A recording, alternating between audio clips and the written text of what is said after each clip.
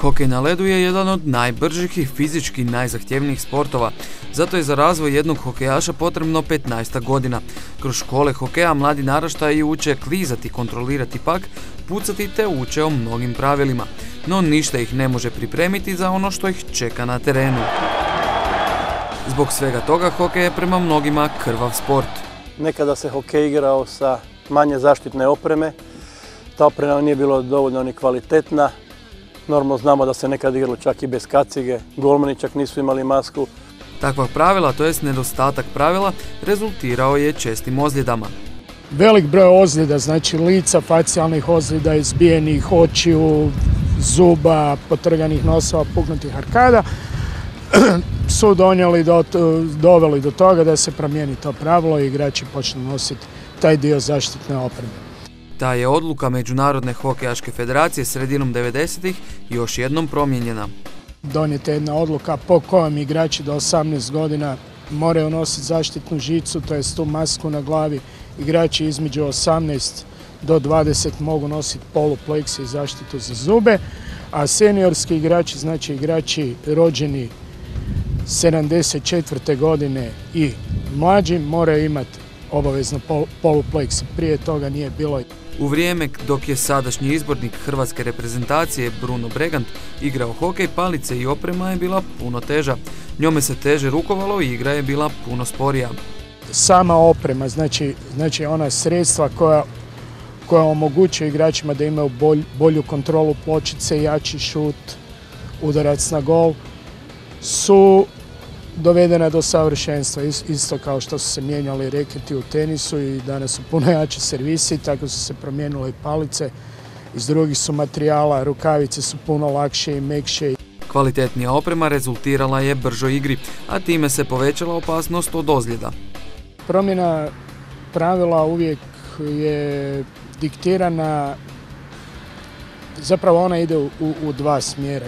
Jedan smjer je pravila se mijenjaju zbog toga da bi igra postala brža i interesantnija, da bi bilo više zgoditaka.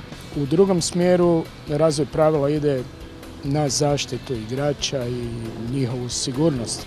Kada govorimo o sigurnosti hokejaša, uz opremu za nju su zaduženi danas i suci.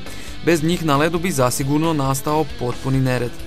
Napad sa leđa, znači kada igrač napadne drugog igrača iz kuta da ga ovaj ne može vidjeti. Ti prekršaji se automatski kažnjavaju sa 2+10 minuta.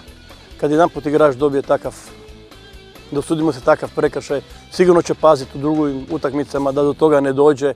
Prema riječima predsjednika zbora sudaca Željka Hrelje, ako neki prekršaj rezultira teškom ozljedom igrača koji ga je napravio, savez ga kazni. U tom slučaju igračima se zabranjuje nastup u nekoliko utakmica.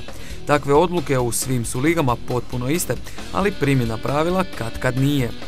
Kakva je razlika u suđenju kod hrvatskog prvenstva, kakva u EBL-u, a kako se sudi u Americi i što je sve kod njih dopušteno? Makar bi trebali reći da bi pravila trebala biti jednaka, ali normalno da se pravila razlikuju od kategorije do kategorije. Ne možete jednaka pravila upotrijebiti za djecu i za plaćene igrače, profesionalce koji žive od toga, koji su i bolje pripremljeni za svaki kontakt. Kada govorimo o tučnjavama na hokeju, u Americi je to u nekom dijelu upražnjeno, u Hrvatskoj više nije. Koliko su u stvari povrede kod igrača česte kada se dvojica potuku? Pa recimo u Americi se i to smanjilo, nije više kao nekad. Međutim, morate shvatiti da u Americi neki dio publike, a to je veliki dio publike, još uvijek želi tu atraktivnost. Kod nas je to još uvijek atraktivno za publiku, međutim morate znati da duel dva igrača 1 na 1 u principu bezopasno završava. Ovakve tučnjave jednostavno zapale tribine.